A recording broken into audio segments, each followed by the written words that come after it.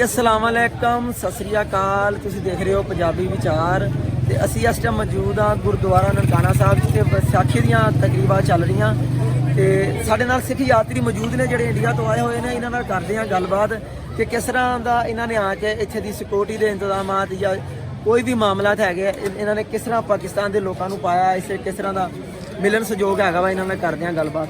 सत श्री अकाल जी। की नाम जी अपना? हरवंत सिंह। हरवंत सिंह जी। तुहाडा की नाम जी? गुरजिंदर कौर। गुरजिंदर कौर। अच्छा तुहाडा पहली बारी आए हो पाकिस्तान? पहली बार आए। अच्छा ते किस तरह दा लगा इत्थे आण के? बहुत अच्छा, बहुत वधिया, बहुत वधिया। बहुत अच्छा। ते इत्थे दी मार्केट दे ज्यादा कोई रेट हाई ते नहीं हैगे? नहीं कुछ नहीं, ठीक रेट। अच्छा ते इत्थे कोई खरीदारी की कि नहीं अपनी फैमिली वास्ते?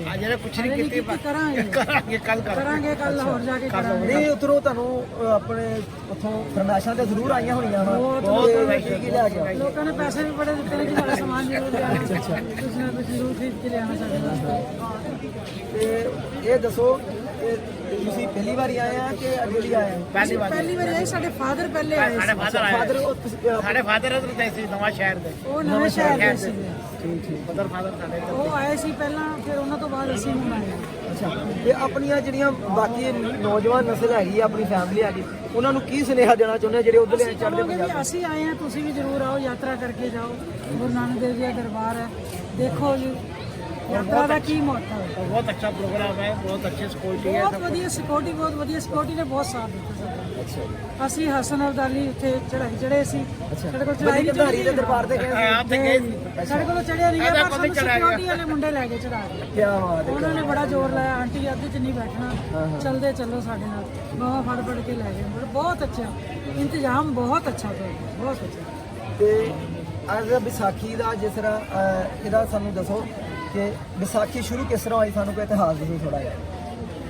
विसाखी तो यह है कि गुरु गोबिंद सिंह जी ने खालसा पंथ छुड़वाया थी, तो उस टाइम से फिर उन्होंने हर साल की तरह अपना विसाखी का त्यौहार मनाते हो। अच्छा अपने उधर गल करिए तो ਕਿਹੜਾ ਇਲਾਕਾ ਤੁਸੀਂ ਦੱਸਿਆ ਜੀ ਆਪਣਾ? ਦਿੱਲੀ। ਦਿੱਲੀ ਦਿੱਲੀ ਦੇ ਇਹ ਦੱਸੋ ਕਿ ਤੁਸੀਂ ਦਿੱਲੀ ਸ਼ਹਿਰ ਦੇ ਹੋ ਤੇ ਕਿਸ ਤਰ੍ਹਾਂ ਸਰਕਾਰਾਂ ਜਿਹੜੀਆਂ ਵਾ ਅੱਜ ਕੱਲ੍ਹ ਤੇ ਹੁਣ ਪੰਜਾਬ ਦੇ ਵਿੱਚ ਵੀ ਆ ਗਈ ਆ, ਝਾੜੂ ਫੇਰ ਦਿੱਤਾ ਹਰ ਜਗ੍ਹਾ ਤੇ ਕਿਸ ਤਰ੍ਹਾਂ ਦੀ ਸਰਕਾਰ ਤੁਸੀਂ ਦੇਖਦੇ ਚਾਹੁੰਦੇ ਆ ਪੰਜਾਬ ਦੇ ਵਿੱਚ? ਕਿਸ ਤਰ੍ਹਾਂ ਦੇ ਲੋਕ? ਪੰਜਾਬ ਦੀ ਸਰਕਾਰ ਤੇ ਅੱਗੇ ਆਈ ਹੈ, ਅਸੀਂ ਅੱਛੇ ਕੰਮ ਕਰਨ ਵਾਸਤੇ ਹੀ ਉਹਨੂੰ ਭੇਜਿਆ ਇੱਥੇ ਜਿਵੇਂ ਤੁਸੀਂ ਅੱਛੇ ਕੰਮ ਕਰੋ। ਪਰ ਸਾਨੂੰ ਉਮੀਦ ਹੈ ਕਿ ਦਿੱਲੀ 'ਚ ਵੀ ਜੋ ਸਰਕਾਰ ਹੈ ਜਿਹੜੇ ਪੰਜਾਬ 'ਚ ਵੀ ਕੰਮ ਅੱਛੇ ਕਰੇਗੀ और करके दिखाएगी। आम आदमी पार्टी जरूर अच्छे काम करके दिखाएगी, जरूर अच्छे काम। अच्छा इससे का कोई लंगर का इंतजाम? बहुत वधिया जी, बहुत वधिया लंगर है, सिक्योरिटी बड़ी वधिया, बसां का इंतजाम सवेरे बहुत वधिया सी। ਅਸੀਂ ਲੋਕ ਉਧਰ ਗਏ ਸੀਗੇ ਆਪਣਾ ਸੱਚਾ ਸੌਦਾ, ਬਹੁਤ ਵਧੀਆ ਬੱਸਾਂ ਨੇ, ਏਸੀ ਬੱਸਾਂ ਨੇ, ਬਹੁਤ ਸਹੂਲਤ ਬਹੁਤ ਜ਼ਿਆਦਾ ਦਿੱਤੀ ਹੈ, ਬਹੁਤ ਜ਼ਿਆਦਾ। ਬਹੁਤ ਬਹੁਤ ਸ਼ੁਕਰੀਆ।